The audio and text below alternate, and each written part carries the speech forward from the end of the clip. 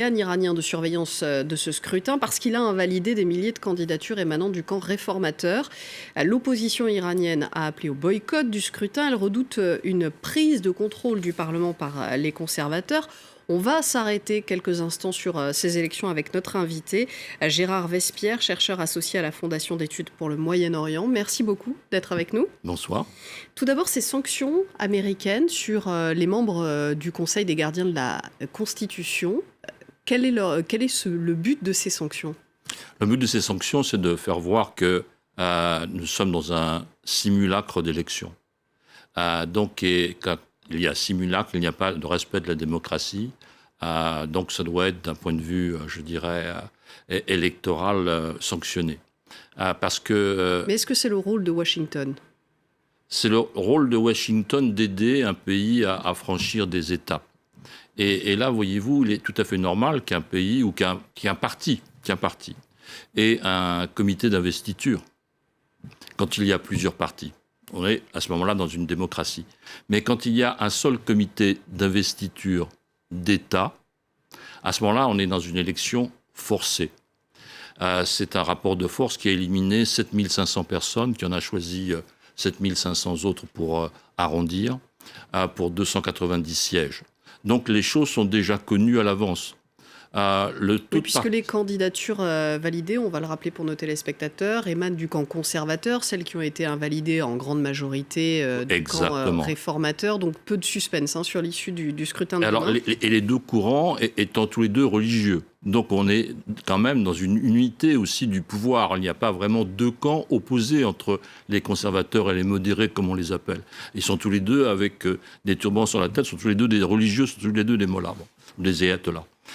Donc l'important, c'est qu'effectivement, on voit se dessiner une structuration du pouvoir avec le guide suprême qui va avoir plus de 81 ans maintenant.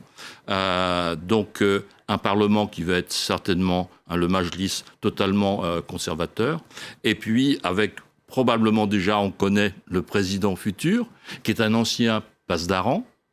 Parce que les présidentielles, elles auront lieu l'année prochaine, et donc Hassan Rouhani sera remplacé. Mais le président du Majlis, Pardon. Le président du Parlement, lui, il est déjà pratiquement connu. C'est un ancien général des pasdarans, ancien maire de Téhéran, et très proche du pouvoir juridique de Raïssi, qui est lui-même très extrémiste. Donc on a une verticale très radicale qui est en train de s'installer au pouvoir, et on voit ce glissement parce que le régime a peur, voit effectivement se dessiner un prochain possible soulèvement populaire qui a été alimenté par les répressions ultra-radicales. L'agence Reuters, qui, quand même est digne de foi, indique, après des contacts à l'intérieur du régime, plus de 1500 morts, n'est-ce pas ?